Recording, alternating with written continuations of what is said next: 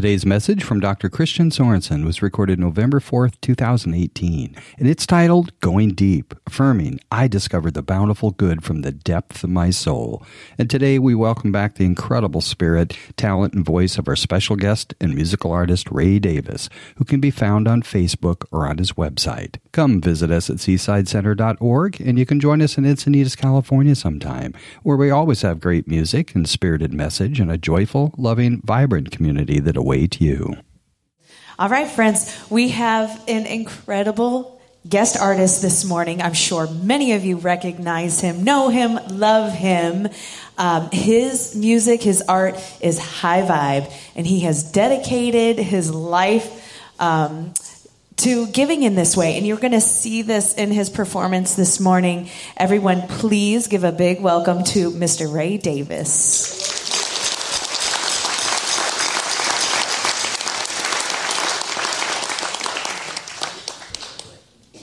Good morning, Seaside. Good morning. Everybody good? Yeah. You people good? All right, let me say it. You look cute.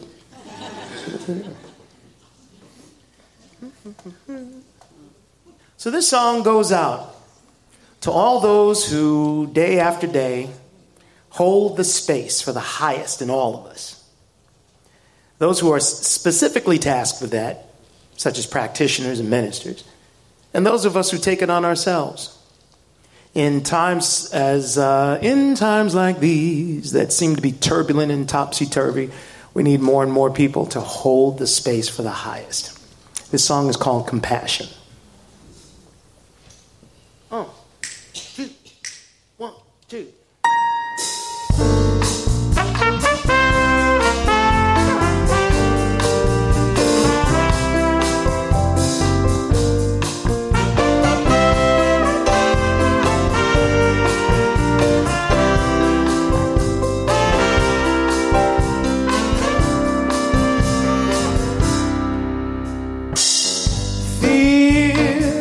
Came by for tea one afternoon. She cried and cried so much that soon tea was tepid and forgotten. The fear said, this time I think he's gone for good. So in my mind I'm wondering, should I say this or that or not? And suddenly the silence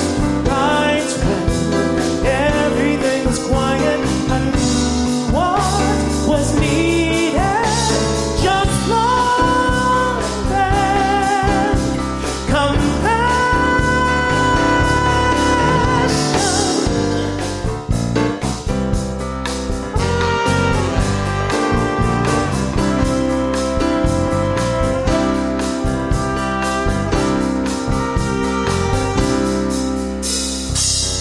Fear picked up on the second ring. He were confessing he was totally besotted. The fear moaned, he's only toying with my heart. So now I'm wondering how to start to unstop a mind that's clouded. Then in the silence, right when everything was quiet, I knew what was needed just long then. Compassion, fear, binding, blinding fear. Fear no longer speaks.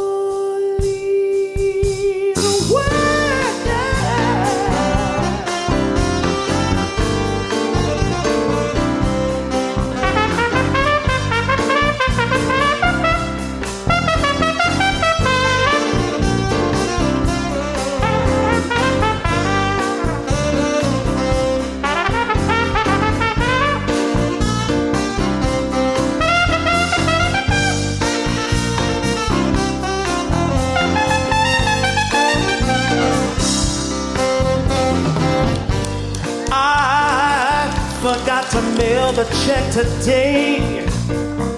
Tomorrow someone's rightful pay will not be in their possession. Sometimes I feel like such a simple-minded fool. Maybe I should go back to school to pursue some safe profession. But in the silence right here, where everything's quiet, I know what is needed. Just love and compassion. Just love and compassion. Compassion. Just love and compassion.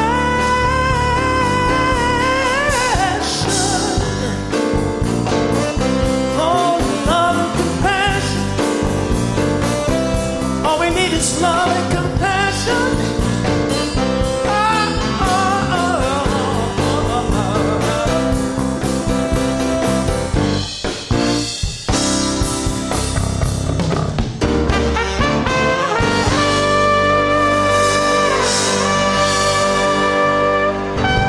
Yep. Hey.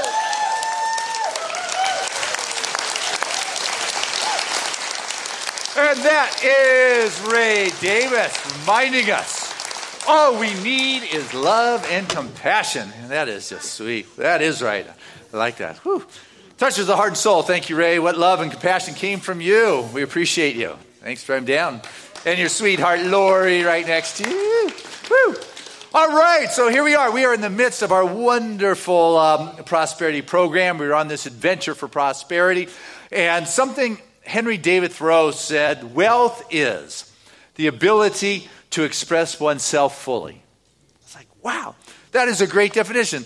Wealth is the ability to express oneself fully. And I just so much want that for you, to be able to express yourself with health, with well-being, with a sense of freedom, self-expression. I just so much want all of us to be able to live that life that stirs our soul and be able to express ourselves fully and not be held back because there's something lacking in our life. Wealth is our ability to be able to express life fully. And to that end, this season, we have embarked upon this wonderful journey of the sea, treasures of the sea, which our first week was about recognizing that we are immersed in this wonderful sea with infinite potentiality, as Deepak would say. You know, in this sea, there is untold treasure that is waiting to be discovered and to be experienced. And for you to be able to experience that, there's got to be a little shift taking place in your life, right? Because it would be there if you were like lined up. So for change to happen, here's a novel concept. You got to change a little bit. You know, something's got to shift or change in you for something new to show up. That makes sense. That one for me anyway. Then last week we talked about paddling out. You know, we got to let go of the security of the shore and be willing to go out on that adventure, cast our sails and head out into a direction that is calling us. We're casting ourselves into the sea. We're casting our good. And what comes back to us is that which intentionally we are going out to greet. Because what you want wants you. I like that one. First service didn't get that. I don't know where that came from. But what you want wants you. And so today is about dropping the anchor. You know, so we can go deeper. You drop the anchor and say, X marks the spot. This is where it is. The dolphins have brought me to this magical cove. There's something in me that brought me here. I'm going to drop the anchor and I'm going to explore. I'm going to go beyond the surface. That's where the gems are. You can't just find them lying around. You've got to go below the surface. You've got to go a little bit deeper and recognize that as I am willing to drop anchor and say, I'm going to discover more here, I'm going to find that wellspring. You know, you can't dig a well by digging up a little here and then going over here, digging up a little bit more. Hey, let me try it over here and dig it up here. You know, go over here and dig it up here. You don't dig a well like that. What you got to do is you've got to go deep. You got to make a commitment. And this really isn't big for attendance, but you know, actually, if you go deep in just about any particular philosophical place, you're going to be able to find spirit. You know, it's your commitment to go beyond what it is you have known that begins to open up new avenues. And that's the key here, are the new avenues of expression. Tell them I'll get later. Catherine Ponder said that the great secret to prosperity is to recognize that God is our source. Amen is right. It's pretty simple. God is our source. We've got to remember that. And to help us remember that is we continually give back to Spirit.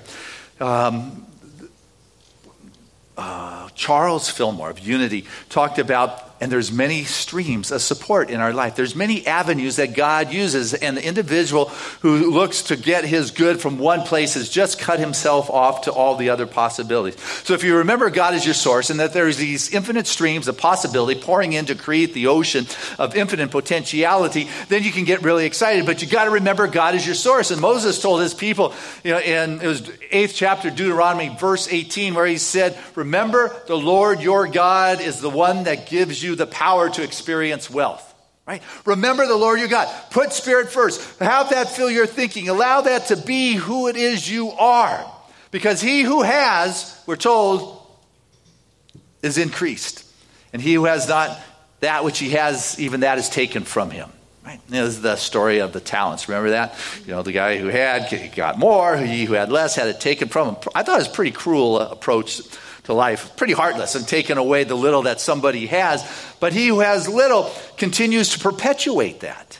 Right? That's last week's lesson about cause and effect. That which you put out is what comes back. But if all of a sudden you've got a little and you don't want to lose it, you're afraid, you don't have enough, there's not being supported, all of a sudden you notice how the head starts spinning. You start going down this like death spiral. It's like you start thinking of all the things that support not having enough, which is why, unfortunately, you lose what you got. You're trying to protect, as opposed to recognizing he who has a consciousness of recognizing, no, it's Spirit. It's Spirit that gives me the power to have wealth. And it is about sharing that, circulating that gift, because that which has come into my field of awareness and my sphere of influence is mine to share. It's the gift. It is the treasure. I've come into this world to put out there. And as I continue to recognize God as my source, I live in the infinite sea of possibilities, that there is a richness and a fullness and the grace of God, and I live with a sense of gratitude. It continues to increase. He who has it shall be given. He who has not shall be taken away from. Kind of doesn't sound very good, but what I recognize is that it's not coming from you, it's coming through you. Got the difference? It's of Spirit, and you are one of those multiple channels and streams that the Fillmores were talking about. You're being used by Spirit. See, all increase is from the consciousness of those who give thanks, because you're saying, I got it. That's what Jesus did at that seminar he was doing, where there wasn't any food to feed anybody. We know the story. The first thing he did was he gave thanks. And then he went ahead and shared the few fish and a little bit of bread he had. Yeah. And it's not as if all of a sudden it began to manifest from the heavens. Just think about this. If you were going to an all-day seminar out in the country, wouldn't you have brought some food with you? Yeah, I think so. So the first guy shares a little bit, the next person shares a little bit, and all of a sudden the abundance begins to increase, because the first one said, this is what I have, and thank you, God, I am grateful. Everybody enjoy. The next person said, hey, I brought some nuts. This other one said, I brought my health bars. This one said, hey, I got some fruit and cheese, crackers, a little Chardonnay, and we're good to go. We have got a party going on. It'll take us to the next level, even deeper into Spirit, possibly. Anyway, so you got to be willing to go with what you got and go deeper with it. You got this inkling, you got this hunch, you got this idea. This feels good, this feels right, this is mine to do, this is mine to share, and you step out into life and wow, it's like it hasn't been fully embraced by the world yet. I got this talent. I love the story of Wyland, and we've talked about him before. But here's this kid, and he grew up in Detroit. He loved to paint, didn't really have money, so he would sell his paintings for whatever he could get for it, so he could get another canvas and some more to paint with. He'd sell them at high school for like $35. Could you imagine buying a Wyland for $35? Don't you wish you would have spotted that talent then and said, I'll take a half dozen of those, I'll give you 40. But anyway, so finally one day he came home and his mom said, Wyland, painting, it's not a job. It's a hobby, and you need to go out and get a real job. I don't know if any parents have ever said that, or if as a kid you had that experience. Why don't you get a real job? So his mom took him the next day down to the Detroit unemployment agency. They gave him a job. He went. First day he got fired. He went to another one. Second day he got fired from it. Third day he went to the factory, got fired from it. He realized, Mom, I'm not cut out for the factory work. I need to paint. So he cleaned out the basement, and he did a lot of artwork, created a portfolio, put it out to the art colleges, and he got a full scholarship to an art college. In that art college, he began to discover, where do the artists hang out? In art colonies. And what art colony would I like to go live in? There's this funky one on the West Coast called Laguna. I'll go to Laguna. Laguna on November 4th or Detroit. Where would you rather be? I'm willing to become an artist if I'm from the Midwest. Anyway, he goes out there. He's in a little studio apartment, a room. He paints, he sleeps, he does everything there, and he goes out into like the street fairs and the art fairs. He starts learning how to talk about art, how to sell art, how to present art. And all of a sudden there's a gallery in Hawaii that loves his art and says, we'll take it. And they start taking his work and they start selling it for big bucks and sending nothing back. It's like, this doesn't work for me. It's like, come on. It's... they say, we've got more overhead than we thought. It's more expensive to be in Lahaina. It's all these things. It's just, there's nothing left over. And so what he finally got is, what? I'm going to open up my own art gallery so I can control the rent, the lights, who sells what, who buys what, how I frame and all that stuff. And that's the beginning. We know his stuff on the sides of buildings. We know it in studios. He's got houses, California, Hawaii, Florida, all over the place. And all because he chose to go deeper with that little inkling of that which he loved. That was his passion. He dropped the anchor and said, I'm going to go down this anchor line here. I'm going to go down deeper and discover what is stirring in my soul. Did he have some initial awkwardness? You bet. Have you ever started something new? A little initial awkwardness. It's not the time to give up. When you were a kid, did you give up when you fell off the bike? Most of you didn't. That's good. It's as if kids have permission to flounder and fumble and fail. But all of a sudden, as we grow up a little bit more, we don't like to look foolish, stupid, unbalanced. I got people all the time say, I'm afraid of public speaking. I say, well, I know I assure you it's a little energetic to start with. But we got this great Toastmasters here on Wednesday morning. Go take it. They don't show up. Because you don't want to feel that discomfort. There is this initial awkwardness when you start a new project and you start to go deeper. I can remember the first time I went down the dive line of a boat scuba diving. It was spooky going down deeper levels than I had ever been before. And it seemed to get darker and it really stretched me. I went through that awkwardness. This year, you heard my story of going surfing on a wake behind a ski boat for the first time. I went with some great people that knew how to do that. And they expected this California dude surfer to be able to outperform them. Was there pressure or what? I got to tell you, I didn't want to get in that water. I couldn't even get up on the board the first time. But I figured it out. It worked. You remember? Here's one. You remember your first kiss? Talk about awkward. Yeah, you didn't start off as Casanova. Yeah. It took a little practice to get good at that. And practice is good. Anyway, I just want us to realize, the saying is that within the seed is the potential of thousands of forests. But you have to go through the initial awkwardness. You've got to be willing to say, you know what? Working in a factory isn't my thing. I've come here with this music that is in my soul that has to be sung. I've come here to do what is it that you came here to do? And go for that. And recognize that you might be awkward at first. There was a master teacher, had his own ashram or monastery or whatever it is they have. And but as a kid, he was a weird little kid. Imagine Swami before he was Swami. He was walking to the beat of a different drum where all the other kids are doing their kid thing. And he just they were cruel to him. He was just, harassed and all those things. Well, he grew up and became the famous Swami that he is, and with his ashram. And one of the days, one of his classmates from when he was a kid came to the ashram to spend time. And he didn't say anything, a little awkward at first. He was greeted with open arms and love. welcome.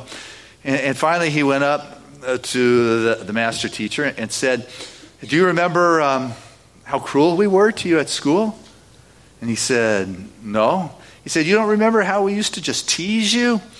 He said, I distinctly remember forgetting that. And they went ahead and laughed together. You know, you've got to make the choice to let go of that which doesn't serve you, which may have served you at one time. You know, that's the thing. You know, we have the survival instinct, which really served us well, you know, thousands, if not millions of years ago. You know, we had the survival instinct that our ancestors, you know, it kept them alive. If they heard a stick crackle behind them, they would jump and make sure it was just a stick crackling behind them and not a saber-toothed tiger stalking them. And they were really good at that. And the ones that weren't good at that became dinner. So I know that our ancestors had this that got passed on to us, and we have this survival instinct that if it's not working out, or if I'm a little awkward here, I need my head to kick in and start to defend itself so I don't look foolish, as opposed to going deeper to discover how I can become greater than this constriction or this challenge or this difficulty that is going on in my life. So the mind has its way saying, this is what I want to do, but there's a soul inside that wants it to be a greater expression in our life, because life is emerging. Life is growing. And sometimes it is moving faster than we are, and sometimes it is moving in a way that we're not going to be able to stop it. It is called progress. And it is happening, and a story I've shared before, but I find it fascinating in terms of our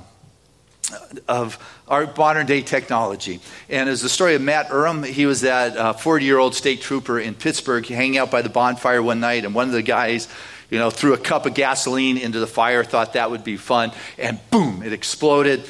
His whole right arm burned, his face on the right side burned, the top of his head. And, you know, they rushed him off to emergency. And if you know anything about the burns, you know, it's just a nasty, painful recovery. You know, they scrub the wounds and the blisters and the anesthetic, and they cover your skin with the cadaver skin so that you don't die from the infection on the open skin. And then they go ahead and do it again in the afternoon. And they do it twice a day.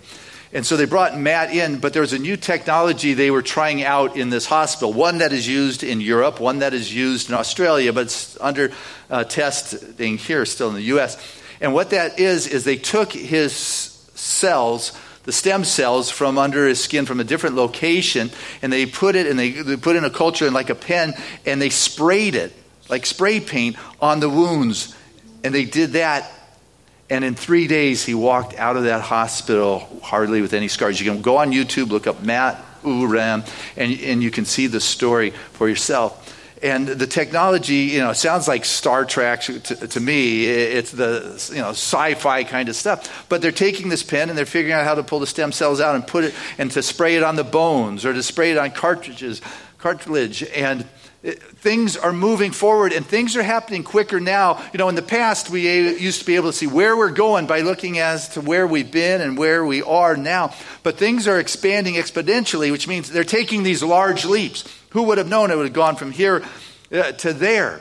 You know, things move faster now than they used to, which is why it's so important to go deep and to slow it down and to connect with spirit. But it used to go, you know, things were calculated in eras. Remember that? You had the Stone Age. You had the Bronze Age. The Iron Age, the Industrial Revolution.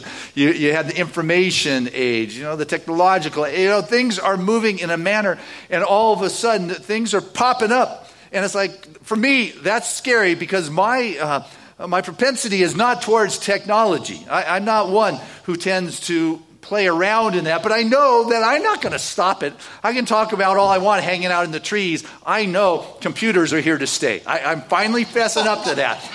You know, it's a good thing. You know, I may not be the one who goes deep with that, but I also recognize that there is wonderful innovations that are taking place that have nothing to do with technology. I've also shared here the story of Sarah Blakely. Remember that one? Here is this young lady. She was working for Disney World and not happy with it. She had a party to go to one night, and she was going to wear her nice fitting white pants, but she didn't have the right underwear. And so rather than going commando, she thought she would take a pair of control top pantyhose and cut off the legs. And so she slipped on into that. I'm sure she looked great that night. But all of a sudden, she said, hey, this kind of worked out well. I like that. And she began to try to figure out how she could turn this into a business, because she didn't like where she was working, just kind of in production. She really didn't have any money or much money, but she took all the money she had, which was $5,000, no investors. She took what she had, and she invested and came up with something, and she did her own patent. She saved her money on legal fees. She got a textbook, figured out how to do the patent on this, and she started a company called Spanx. You may have heard of this because it didn't just change an industry, it created a whole new industry on footwear. And it holds in, I guess, all of the bits and pieces of one's body. I wouldn't know that because it wasn't around. But it has been so successful that she was in 2013 acknowledged by CNN as one of the most influential women, top 100 women in the world. She owns 100% of her company. There is no outside offerings that were ever made. There is no debt. The company is worth over $1 billion. She was the youngest self-made billionaire woman that is out there. And I share that because we got these great technological innovations that are going on, but here's a billionaire that came about from a pair of scissors. And so, if you're willing to go deep with something that just is right for you, there is great potential. There is a great ability, but to also recognize that there is this new wave that is coming. The technology, we are becoming more and more comfortable with the computers. They make life easier. They're going to make greater wealth, greater health, greater information. We love it so much that we've got smartphones now, right? The smartphone carries all this information, and it is our connectivity to like our outside brain that has all this information. It's our exterior not outboard motor, but our outboard brain, because we can hardly function without it. I mean, when was the last time you put your phone down for a week and didn't think about it? Okay, a day. When is the last time did you not think about your phone and what kind of information it has and how valuable? It's because what is happening is there is the integration of our comfort level with the artificial intelligence, if you want to call it that. The futurists are calling that a smartphone. And what's happening now is it's moving from the outboard brain in the smartphone to what's called wearables. People are wearing this so you don't have to put in your back pocket or in your elastic strap, so you don't have to be away from it. And people like Ray Kurzweil and Peter Diamandis, these futurists are saying in 20 years they're going to move from wearables to implantables. Okay, as much as I say, not me, I'm not going to be able to stop that. Because there is an emergence that is coming from the depth and the wellspring of greater potential and possibilities, this infinite sea of potentiality that is finding the many avenues of expression. And those who have dropped anchor and said, okay, the X marks the spot here, and there is something deep, and I've been called to go a little bit deeper, to move beyond the initial awkwardness, to discover what it is that is mine to do that will be a gift to humanity. Because we are here not to get. You're not taking it with you when you check out of here. You came here to be a conduit. You came here to be a channel. You came here to give. You came here to sing. You came here to play. You came here to express yourself. And as your soul is figuring out how to do it in this world, it may be awkward at first. There may be some failures at first. There may be people that say, man, you're so off base. It's just you don't know what's going on. Because they haven't gone deep enough to discover what is in the depths of the soul or the ocean of one's being. Alexander Graham Bell, he took his invention called the telephone to Carl Orton, who was the president of Western Union, and said, here, guys, $100,000 and it's yours. And he said, and what is our company going to do with that electronic toy? Don't you wish you had the first $100,000 of the initial offering of AT&T? It's like some people just don't see what it is you have seen at the depth. In 1998, there is these co-founders of a thing called Google, Sergey Brin and Larry Page. They went in 98 to Yahoo. And they said to Yahoo, you know what? I think we should do a merger here. And Yahoo at that point could have, got Google for a handful of shares of their company at that time. But what they said is, you young Googlers, go back to your school antics and come back when you're more mature. Come back when you're grown up. Well, 5 years later, their company's estimate of their market capitalization was $20 billion. They were no longer in the market to play with Yahoo. I share this because, you know what? When you go deep, sometimes you're able to see things others aren't able to quite see. You're able to know something others don't know.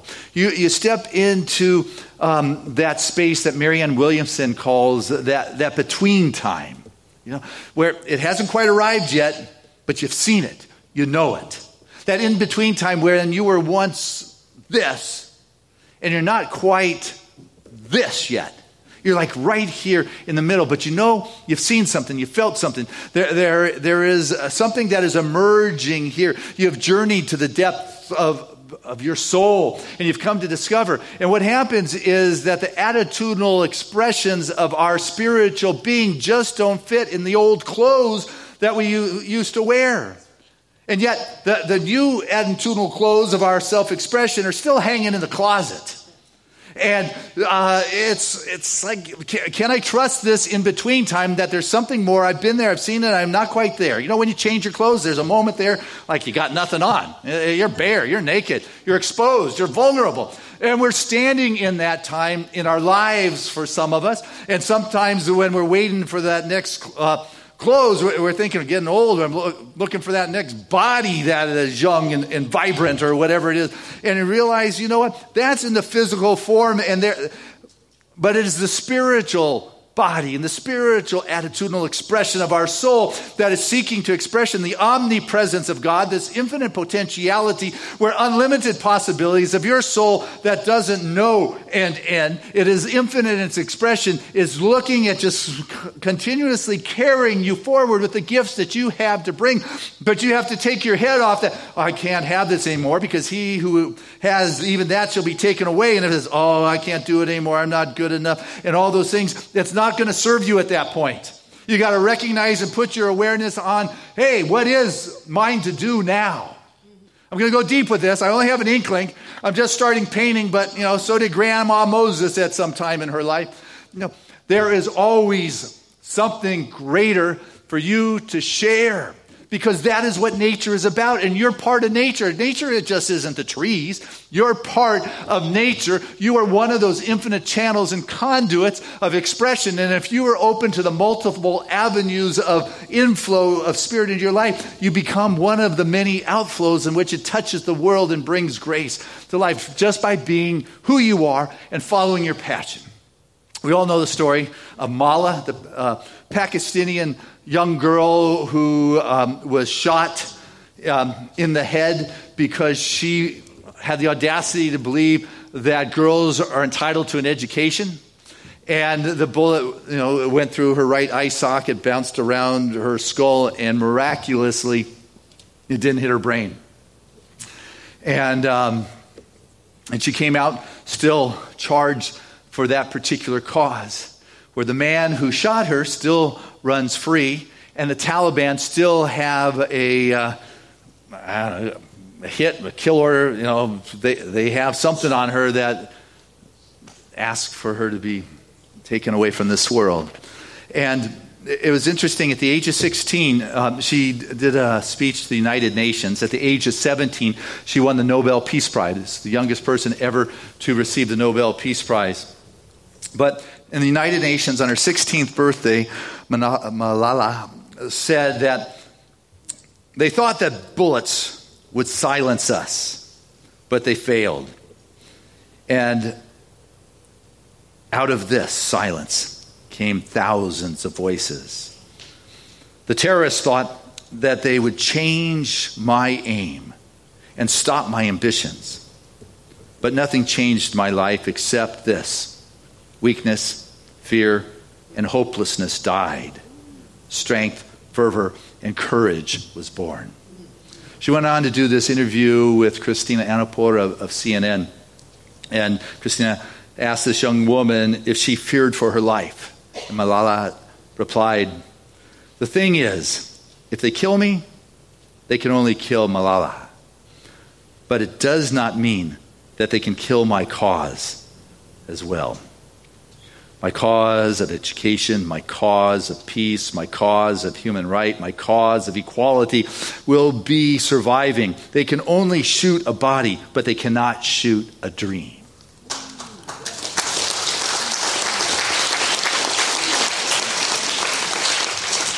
And so, I don't expect any of us having to put our life on the line quite like that, but we can use that courage, that tenaciousness to go deeper with that which stirs in our soul. We can find the courage to realize that, there's something in us calling us a little deeper. Go a little deeper. Like the first service, Jamie Lula's song, if something's calling us to go a little bit deeper here, to experience that which is ours to do in this world. And how do you come to discover that? Well, you sit down there in the silence. You begin to go to that place of the depth and you listen. Our prayers we have been taught to do with our mind, to get the right words out, to follow the right steps, but you're not going to reach God with your thinking. You can only experience God in a receptive kind of mode. And in that, you'll find that what is coming through you then begins to be that presence of God that is seeking to express itself in a greater way. And you will find the courage to say to Mom, "Hey, that's not my vocation this time around. I have got something else that I need to do." You're willing to take a look at the advances in the technology and what's going on in the world and say, "That's great, but this is what is mine to do right here." I'm willing to go through that awkward stage of learning to bring it into this world at whatever age I am, because I am in that in-between stage. But I'm going to go a little bit deeper because there is something deeper that is calling me, that it is spirit. And like Malala, we're going to be able to stand with a courage and a conviction in this world and said, "This is mine to do. This is the treasure that I have found within the depths of my being, and it is my joy to share it with you." God bless us as we do that with the world.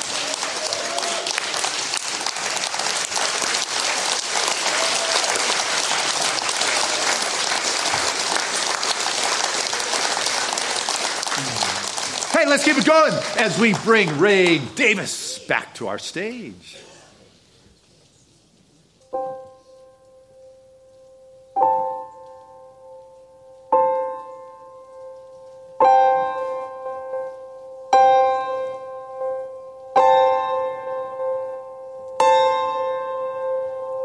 Here's a song for the Lord. Rise and breathe in the feeling of nothing but blue skies, fresh and clear, nothing to fear in this bright field, of love and possibility.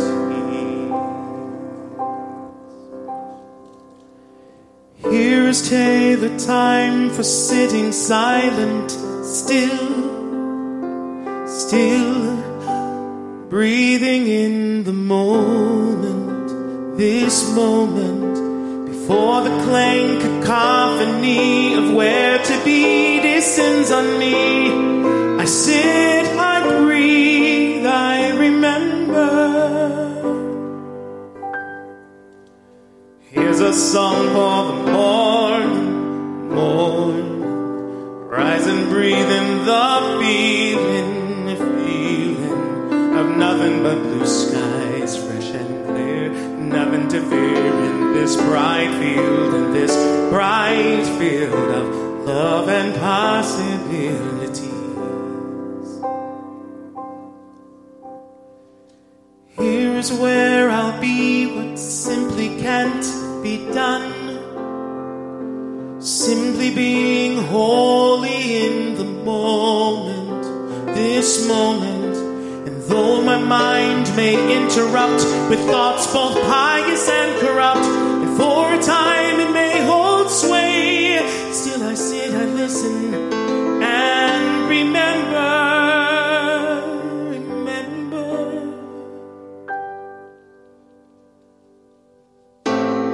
Here's a song for the morning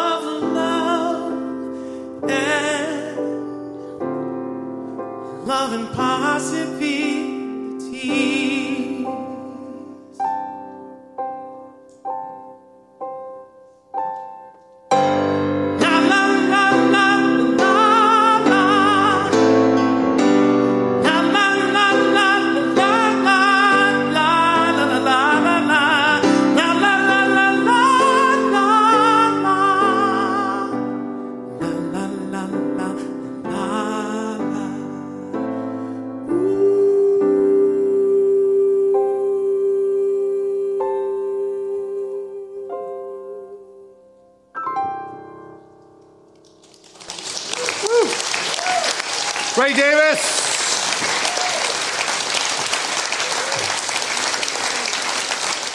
Beautiful. Wow. What heart. You are the compassionate man.